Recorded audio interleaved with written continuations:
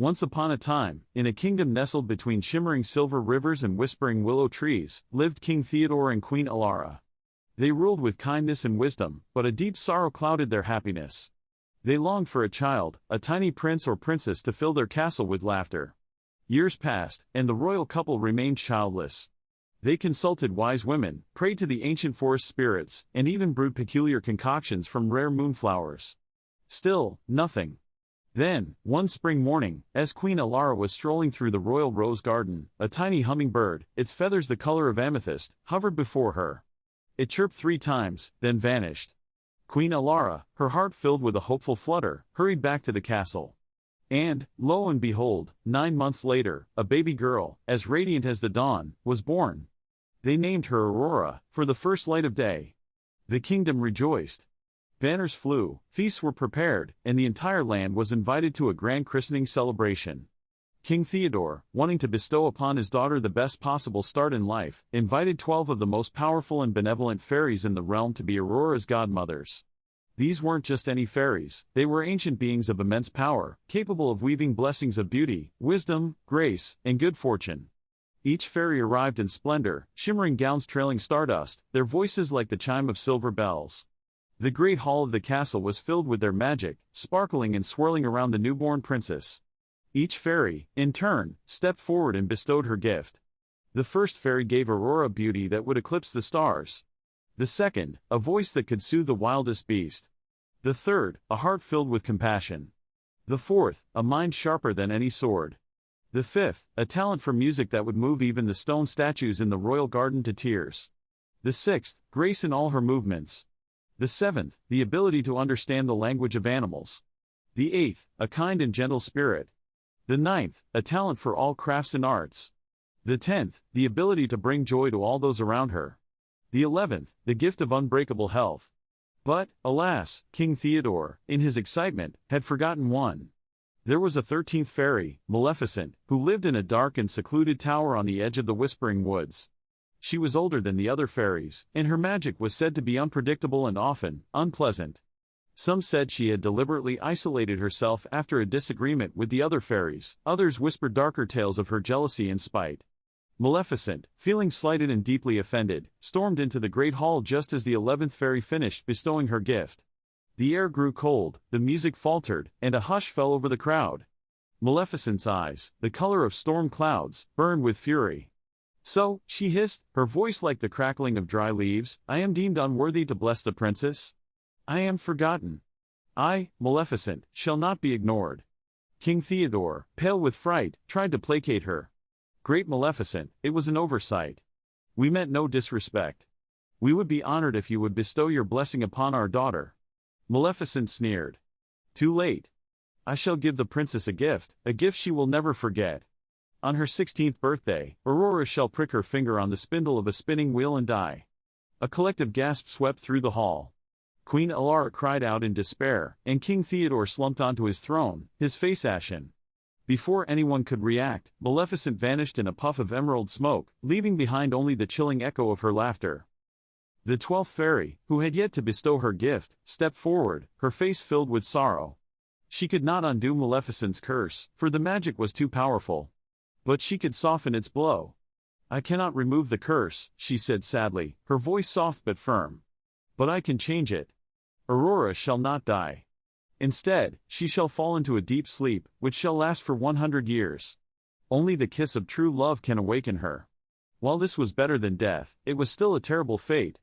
King Theodore, desperate to protect his daughter, issued a royal decree, all spinning wheels in the kingdom were to be destroyed. Every spindle, every skein of yarn, every loom, every drop spindle. Everything remotely related to spinning was gathered up and burned in a massive bonfire in the town square. The smoke billowed into the sky, a dark testament to the king's fear. Life in the kingdom changed drastically. Weavers, spinners, and seamstresses were suddenly out of work. Clothes became more expensive, as everything had to be sewn by hand. The kingdom, once renowned for its beautiful tapestries and fine linens, now relied on imported goods. King Theodore also took other precautions.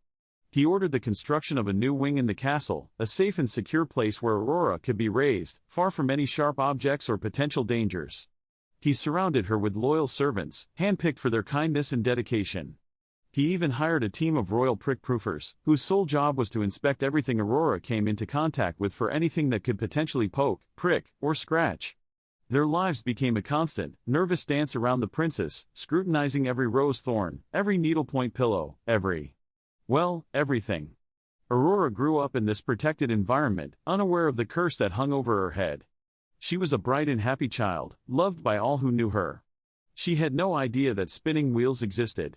The story was carefully erased from the kingdom's memory, and anyone who dared mention the word spin or spindle was immediately whisked away for re-education. As Aurora blossomed into a young woman, her curiosity began to grow. She loved exploring the castle, wandering through its many halls and secret passages.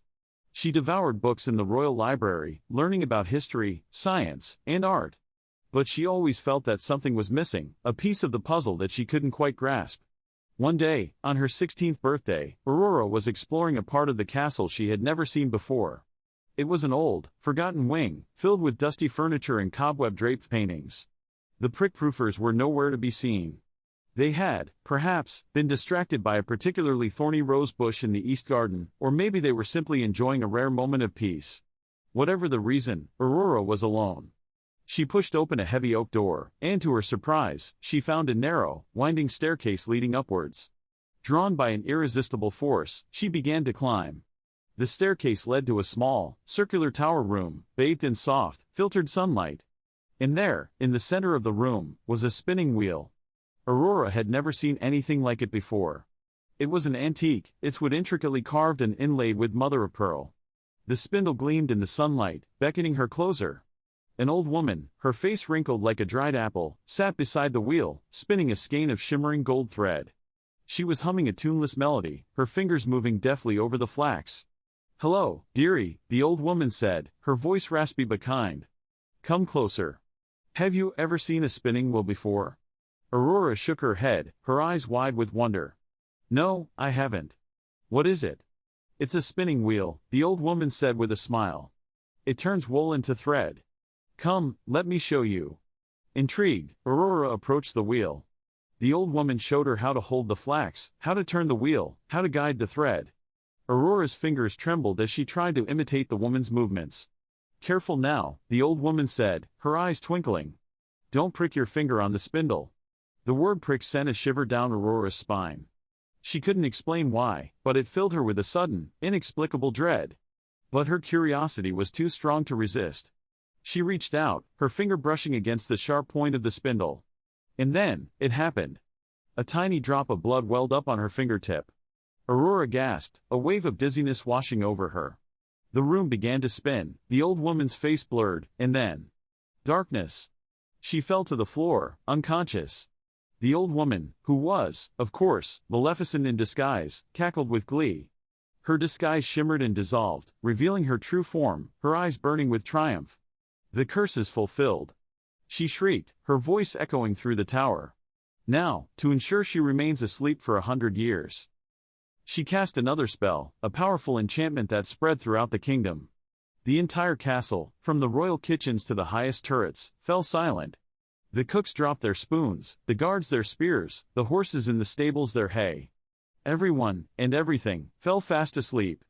Even the prick-proofers, who were, at that very moment, engaged in a heated debate over the proper way to dethorn a rosebush, slumped to the ground, snoring loudly. The roses, still partially dethorned, remained untouched.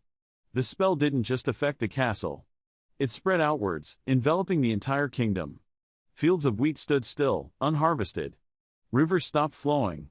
Birds ceased their singing. The very air seemed to hold its breath. The entire kingdom was frozen in time, waiting for the princess to awaken. And to further protect her slumber, Maleficent conjured a dense, impenetrable thicket of thorns and briars around the castle. It was a living wall, thorny and treacherous, impossible to penetrate. The thorns were sharper than any sword, the briars stronger than any rope. They twisted and writhed, guarding the sleeping princess like a vengeful army. Years turned into decades, and decades into generations. The kingdom of Aurora faded from memory, becoming nothing more than a legend, a whispered tale told around crackling fires on cold winter nights. The story spoke of a beautiful princess, a wicked fairy, a sleeping kingdom, and a wall of thorns. Some dismissed it as a fairy tale, a childish fantasy. But others believed it, and they dreamed of the day when a brave prince would come and awaken the sleeping princess. And so, princes from far and wide, driven by courage, ambition, or simply a thirst for adventure, set out to find the legendary castle. The first prince, Prince Reginald the Bold, arrived clad in shining armor, his sword gleaming in the sun. He charged towards the wall of thorns, his battle cry echoing through the forest. But the thorns were too strong. They tore at his armor, ripped his clothes, and scratched his skin. He fought valiantly, but he was no match for the enchanted barrier. He was forced to retreat, his pride wounded and his armor in tatters. He went back to his kingdom and invented a new type of armor, specifically designed to withstand thorns, but he never returned to try again. The second prince, Prince Bartholomew the Wise, decided to take a more strategic approach. He studied ancient maps, consulted with scholars, and sought the advice of wise old women. He learned about the properties of plants and herbs, and he devised a potion that he believed would dissolve the thorns. But the potion was a failure. It did nothing but make the thorns smell faintly of lavender. Prince Bartholomew went on to write a very long and boring book about the chemical composition of thorns and the futility of fighting against nature. The third prince, Prince Cuthbert the Cunning, tried to outsmart the thorns. He built a massive siege engine, a catapult designed to hurl boulders over the wall. But the thorns seemed to anticipate his every move. They grew taller and denser, blocking his line of sight. His catapult eventually broke down. Cuthbert became a famous inventor, designing increasingly elaborate, but ultimately useless, machines. Many other princes followed, each with their own plan, their own strategy, their own fatal flaw. Some tried to bribe the thorns with gold and jewels. Others tried to charm them with music and poetry. Still others tried to reason with them, arguing that they were hindering true love. But the thorns remained impassable, a testament to Maleficent's powerful magic. They seemed to enjoy their job, twisting and writhing with a silent, thorny laughter. Each prince who failed became part of the legend, their stories woven into the tapestry of the Sleeping Beauty tale. They served as warnings to future adventurers, reminding them of the dangers that lay ahead. Then came Prince Florizel. He wasn't like the other princes. He wasn't particularly brave or strong or wise or cunning. He was different. He arrived not on a warhorse, but on a donkey named Clementine. He wasn't clad in shining armor, but in simple woolen clothes. He didn't carry a sword, but a flute. He wasn't interested in conquering the thorns, but in understanding them. When he arrived at the edge of the forest surrounding the castle, he didn't charge headlong into the thicket. Instead, he dismounted Clementine and sat down beneath a nearby oak tree. He pulled out his flute and began to play. The music was simple, but it was filled with a haunting beauty. It spoke of the forest, of the trees, of the animals, of the wind and the rain. It spoke of the interconnectedness of all things. As he played, something strange began to happen. The forest seemed to come alive. The birds chirped louder, the leaves rustled more intensely, and even the thorns seemed to listen. Florizel played for hours, lost in his music. He didn't expect anything to happen. He simply played because he loved to play. As the sun began to set, an old woman emerged from the forest. She was bent and gnarled, her face etched with the wisdom of ages. She leaned on a crooked staff, and her eyes seemed to hold the secrets of the forest. "You play beautifully, young prince," she said, her voice like the rustling of leaves. Florizel stopped playing and bowed respectfully. "Thank you, mother," he said. "I am Florizel, and I have come to awaken the sleeping princess." The old woman smiled. "Many have come before you, but none have come with music," she said. "Tell me, why do you play for the thorns?" "Because," Florizel said, "they are part of the forest. They are alive. They feel. They have a story to tell." The old woman nodded. "You are wise beyond your years, Prince Florizel," she said. "The thorns are not evil. They are simply protecting what they have been told to protect. They are bound by magic, but they are not without feeling. Is there a way to pass them?" Florizel asked. "There is," the old woman said. "But it requires more than strength or cunning. It requires understanding and compassion. You must learn the language of the thorns. You must understand their pain, their fear, their longing." "How do I do that?" Florizel asked. The old woman smiled. "You listen," she said. "You listen to the forest. You listen to the wind. You listen to the thorns. They will tell you their secrets." And with that, she vanished back into the forest, leaving Florizel alone with his donkey and his flute. Florizel took the old woman's words to heart. He spent the next few days living in the forest, listening to the sounds around him. He learned to distinguish the different bird calls, to recognize the rustling of different leaves, to feel the subtle changes in the wind.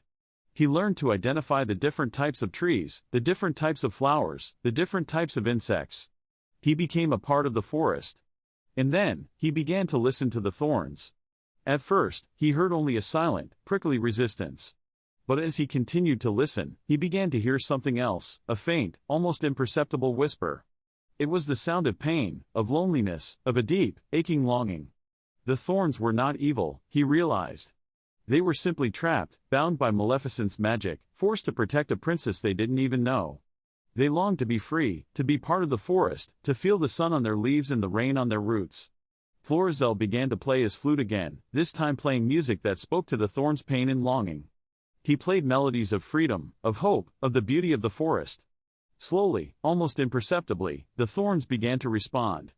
They swayed gently to the music, their sharp points softening slightly. Some even dropped a single, crimson tear. Florizel realized that he was making progress. He continued to play, day after day, night after night, his music weaving a spell of understanding and compassion. One morning, as the sun rose over the forest, Florizel felt a change in the air. The thorns seemed less menacing, less rigid. He took a deep breath and walked towards the thicket. Clementine, who had been patiently grazing nearby, nudged him gently with her nose, as if to say, "Are you sure about this?" Florizel smiled and patted her head. "I think so, Clementine," he said. "But I might need your help." He approached the wall of thorns, his flute in his hand. He began to play, a soft, gentle melody that spoke of trust and friendship. The thorns parted slightly, creating a small opening. Florizel hesitated for a moment, then stepped through. The thorns closed behind him, but they didn't prick him. They simply brushed against him, as if welcoming him into their embrace. He continued to play, his music guiding him through the thicket. The thorns parted before him, creating a path that led towards the castle. It was a slow and arduous journey, but Florizel persevered. He played his flute, he talked to the thorns, he learned their names. He even helped a few of them untangle themselves from particularly stubborn branches. Clementine followed close behind, her sturdy hooves navigating the thorny terrain with surprising agility.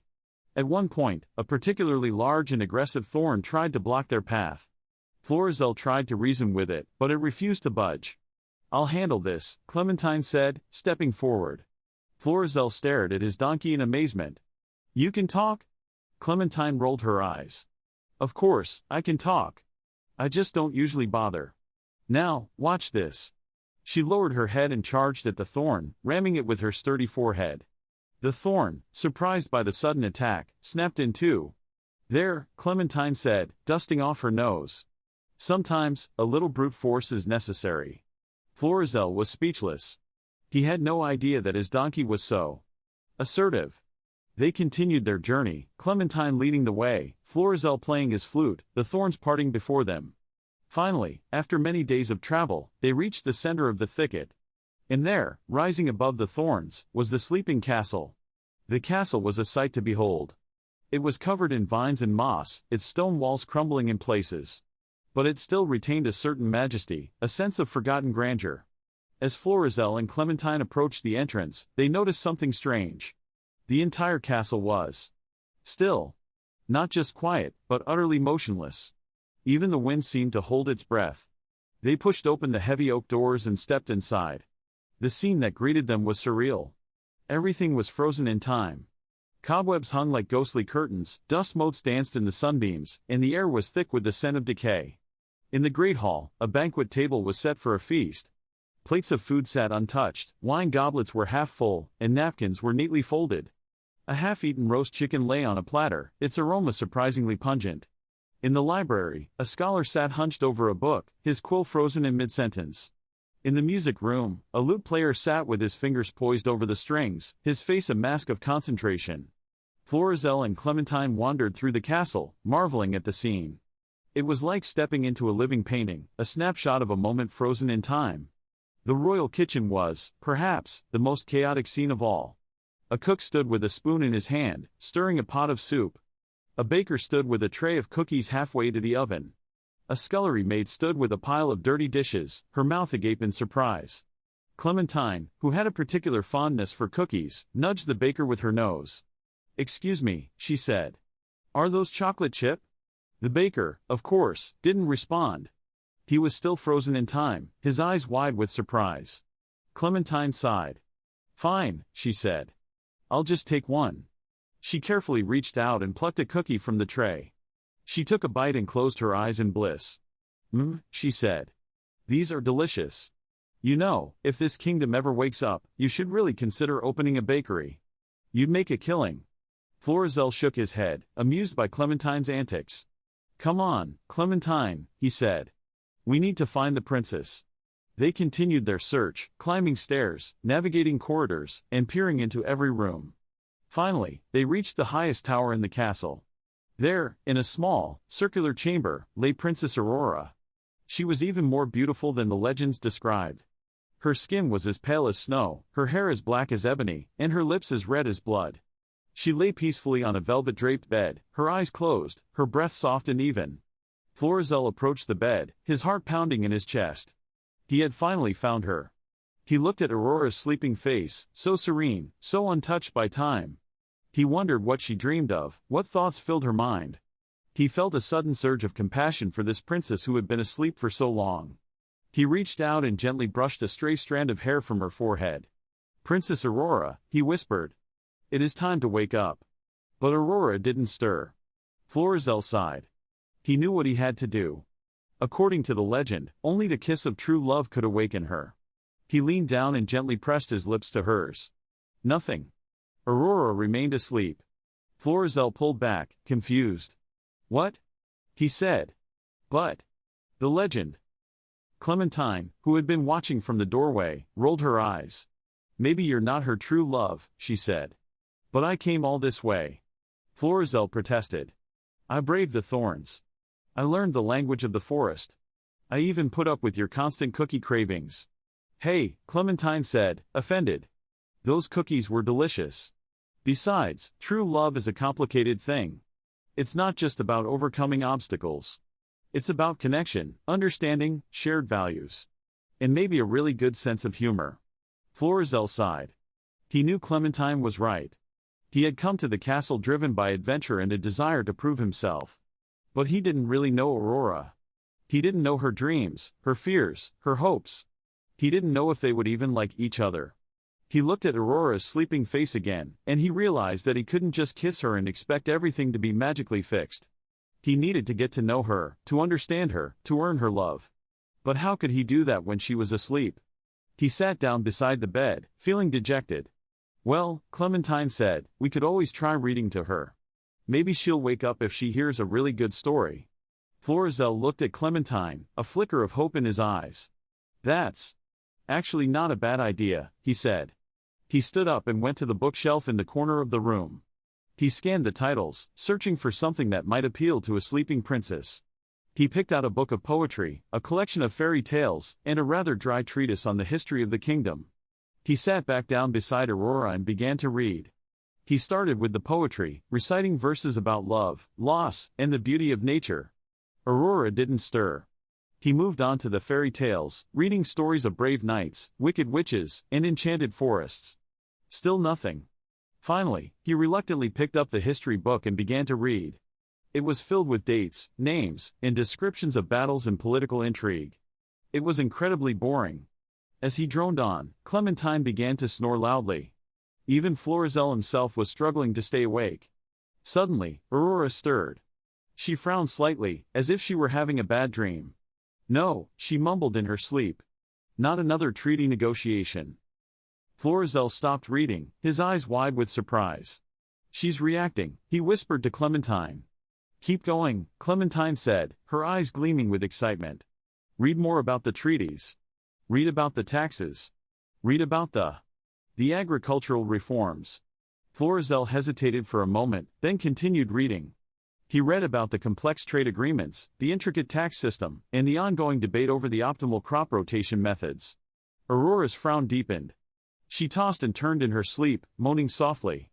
"Please," she mumbled. "No more spreadsheets." Suddenly, her eyes snapped open. She sat up in bed, gasping for air. "Spreadsheets? she said, her voice hoarse. What are spreadsheets? Florizel and Clementine stared at her in amazement. You're awake, Florizel exclaimed. Aurora looked around the room, her eyes wide with confusion. Where am I? She asked. What year is it? And what in the name of all that is holy are spreadsheets? Florizel explained everything. He told her about the curse, about her 100-year sleep, about the princes who had tried to awaken her, and about his own journey to the castle. He even tried to explain what spreadsheets were, but Aurora's eyes glazed over after a few minutes. Aurora listened in stunned silence. She couldn't believe that she had been asleep for a century. A century. So much must have changed. 100 years? She said, her voice trembling. But everyone I knew. They're all gone. Florizel nodded sadly. I'm afraid so, he said. Aurora felt a wave of grief wash over her. She had lost everything. Her family, her friends, her kingdom. Everything she had ever known was gone. Clementine nudged her gently with her nose. Hey, she said. Don't worry. You're not alone. You've got us now. And besides, think of all the new things you get to experience. Flying machines. Talking boxes. And pizza. Aurora looked at Clementine, a faint smile playing on her lips. Pizza? She said. What's pizza? And so, Florizel and Clementine began to introduce Aurora to the wonders of the modern world. They showed her how to use a telephone, how to watch television, and how to navigate the internet. They took her for rides in cars, trains, and even airplanes. They introduced her to different cultures, different foods, and different ideas. Aurora was amazed by everything she saw.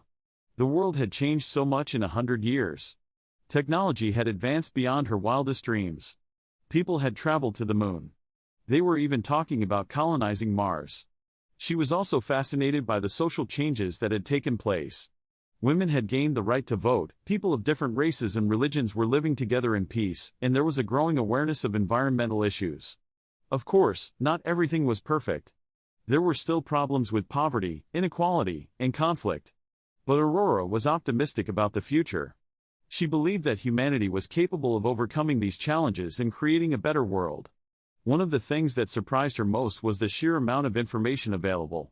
With the internet, she could learn about anything she wanted, anytime she wanted. She spent hours reading articles, watching documentaries, and taking online courses. She learned about science, history, art, music, and everything in between. She even learned about spreadsheets. Okay, she said one day, after spending a particularly long afternoon studying the intricacies of Excel. I get it. Spreadsheets are basically just really organized tables. They can be used to track data, analyze trends, and make predictions. They're actually quite useful. Florizel and Clementine stared at her in disbelief. You actually understand spreadsheets? Florizel said. Aurora nodded. Yes, she said. And I think I have an idea how to use them to improve the kingdom's tax system. With Aurora awake and eager to learn, they began to rebuild the kingdom. The first step was to awaken the rest of the castle.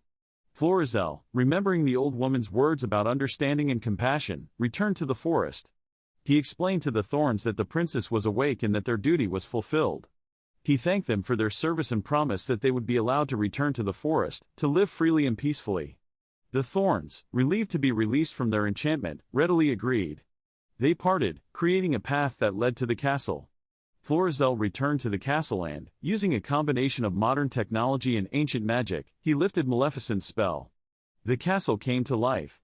The cooks finished stirring their soup, the bakers put their cookies in the oven, the scullery maids washed their dishes, and the lute players resumed their music. The kingdom rejoiced.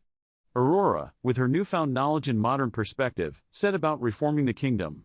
She modernized the tax system, improved the infrastructure, and established new schools and hospitals. She even introduced democracy, giving the people a voice in their own governance. The kingdom prospered. But even as the kingdom flourished, Aurora couldn't forget about Maleficent.